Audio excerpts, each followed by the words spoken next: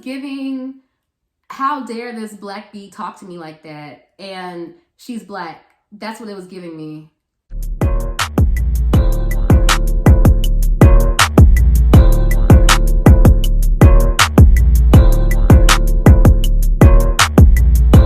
What's up? It's your girl, it's Indian Barbie, and I'm back with another video. So before we even get into this video, if you guys don't know who I am, or if you guys are new to my channel, hi, welcome. Also, if you're a returning subscriber, hi, welcome back. Like, comment, subscribe, all that good jazz if you want to keep up with me, because I don't post on a set schedule, so I do kind of post very sporadic.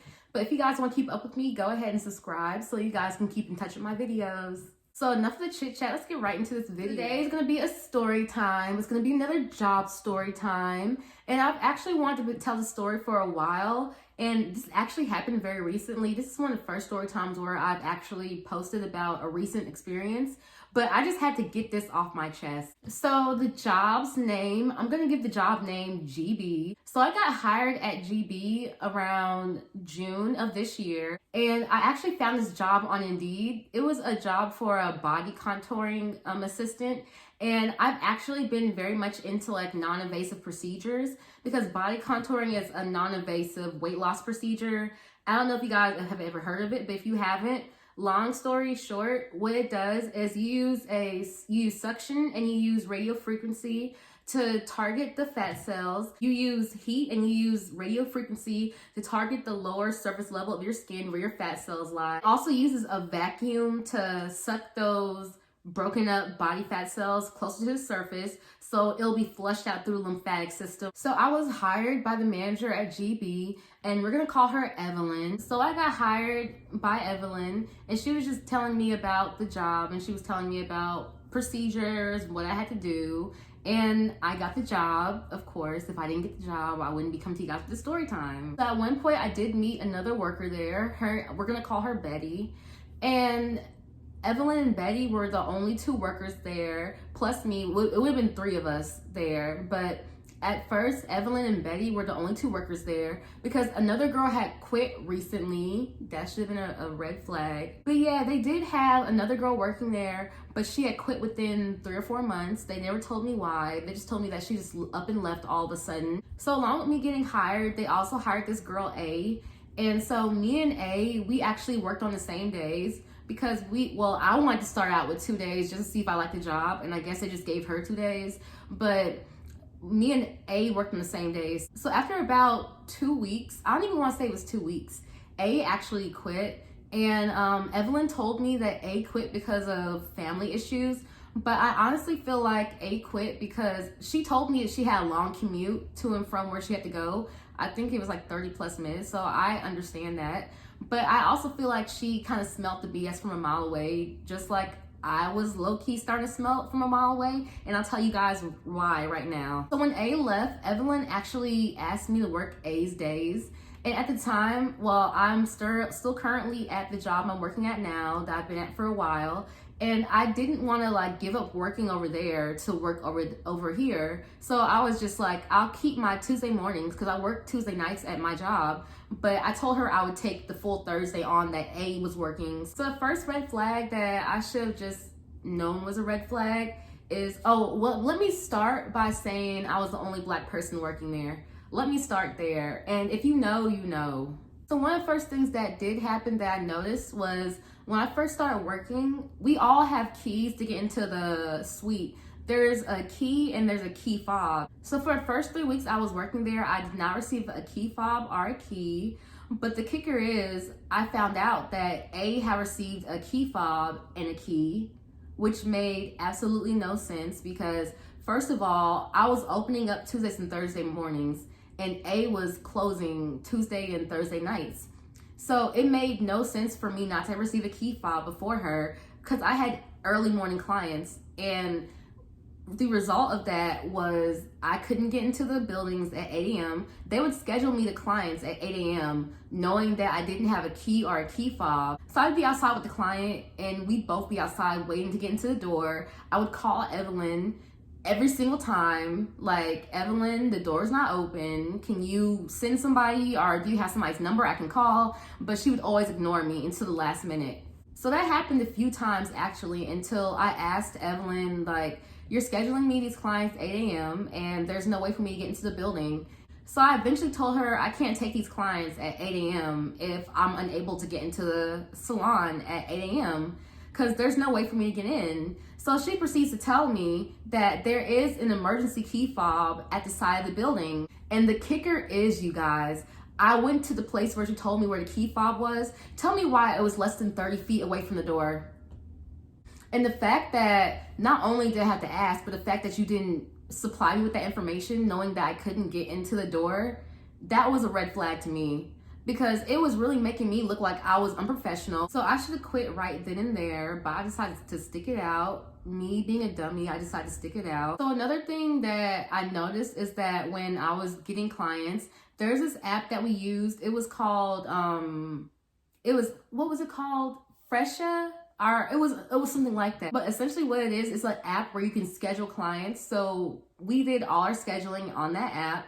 We scheduled clients, we scheduled our lunch breaks, and we scheduled our breaks, just downtime on the app. So what I noticed is that Evelyn and Betty, they would schedule me clients back to back to back. So eventually I had to schedule my own lunch breaks and schedule my own downtime 2 weeks in advance.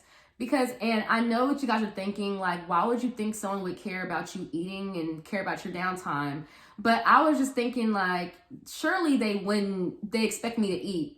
Surely they expect me to get a little bit of break in. And the thing is, on their schedules, they didn't have back to back to back to back people. And another thing I noticed about scheduling too is while they were scheduling me these clients back to back to back, there was just things we get that are called trial clients.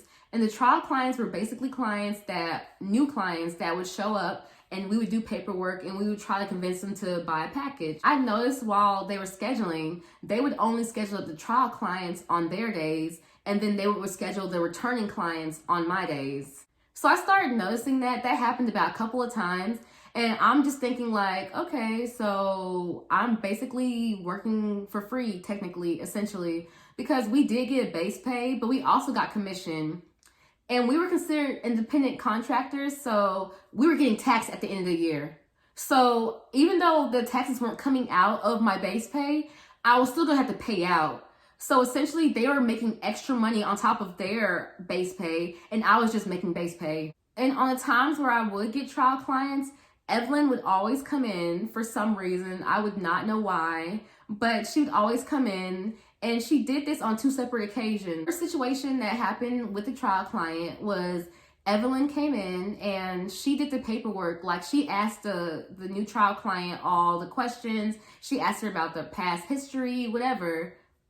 So I was the one who performed the actual procedure on the client. And after the client bought the package, she tells me that we're gonna split commission. She said that since she was there and she filled the paperwork out, that we're gonna split commission because she did part of the work. I beg your pardon. I beg your pardon. And I shouldn't have let that go. I should have told her something about that. But around that time, I was just like, you know what? This is just a one-time thing. And it actually was my first trial client. So I didn't think of it as a big deal. It should have been a bigger deal. Second trial client that came in, I actually did the whole procedure, and I actually did the service and everything. And then she proceeds to tell me that if I check this client out right, if I press the right package, and if I put the right numbers in and do all that stuff, I can keep the package deal. It was giving me, she was playing in my face. So another thing that Evelyn and Betty did while I was working there is whenever I would open up, I would come in the morning, there would be no towels washed. And if the towels were washed, they were still wet in the washing machine, and I had to put them in a dryer, or they were just not washed at all. Also, the trash would be completely full. Like, the trash would be overflowing, so you couldn't even put anything in there half the time. Every time I would come in, there would be at least a couple of things that we needed to re-up on, like gloves, or we used kind of like this Astroglide. I almost said lube, but we used Astroglide on the clients when we performed services so that they wouldn't get burns from the heat. And whenever we would be out, they would wait until my shift, and the bottle would be this big, and I would be pumping with my life, trying to pump out extra Astroglide just to use on these clients. I feel like this is to make me look unprofessional to the other clients, because majority of our clients, they were middle-aged white women. And Evelyn is Hispanic, and I mean, oh shit, I almost said her name. And Betty is, I want to say she's white, but I think she might be Hispanic. I don't know. They were trying to make me look unprofessional in front of the other clients, because you already know the whole, if you know, then you know. Whenever I would bring this up to Evelyn, like materials and everything, she'd be like, oh, I think Betty used it all up. I'm gonna tell Betty to let me know next time when we're out of stuff. But the thing is, you're working here too, and you're a manager here. So if anything, you should be on top of that. Like, you shouldn't be expecting Betty to tell you when things are out, because you also work there too. So the problem, the real problem, the reason for this video, not the reason for this video, because this whole entire thing is the reason for this video, but the reason why I got fired, you guys. So I had actually came back from a trip. So this is after I come back from a trip. So I came back on Sunday, and on Tuesday I had to work there again. Before I left, the machines need to be reactivated again. And I was just thinking like, okay, well, I'm pretty sure Evelyn or Betty's gonna reactivate these machines, because the expiration thing always pops up every single time you use the machine. So I'm thinking like, there's no way they're gonna wait until my day and they're not gonna reset the machine. Tell me why I come in, and I actually had another trial client. This is my third trial client, but this one didn't count because she didn't buy a package. But the fact that I had my trial client come in the morning, I turned the machines on, and the machines are saying the code's activated and I can't use them. I have to call Evelyn, and I'm calling her back to back to back to back, and she's not answering. So after maybe like 10 minutes, she calls me back, and she's just all like, oh yeah, because I'm pretty sure she was getting tired of me calling her. I was blowing her phone up, y'all. I was calling her back to back to back. I was messaging her. I was like, I need the number for this machine now. Like, I have a client right now, which you know. And I feel like the only reason why she didn't come in, because she didn't come in for this trial client, and I feel like the only reason why she didn't come in is because she knew the machines weren't going to be reset. So she wanted me to basically fail in front of this new client. Evelyn gives me the number, and I'm irritated at this point. So I'm just like, okay, yeah, bye. Like, after that, I didn't have anything else to say to her. So after working on her, I go and I get ready for my next client.